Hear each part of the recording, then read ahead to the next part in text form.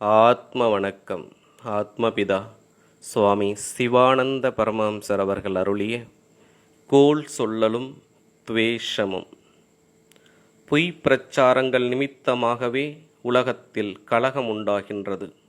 அதனால் மற்றவர் சொல்லும் வார்த்தைகளை விசுவசிக்க வேண்டாம். சொல்லுகின்றவர் நேரில் சொல்ல வரும்பொழுது அனுபவித்தறிந்து வேணுமென்ற விதத்தில் செய்து கொள்ளலாம். இதல்லாமல் மற்றவர்களுடைய வார்த்தையை கேட்டு கோபப்படுவதோ ஏதாவது செய்வதோ கூடாது.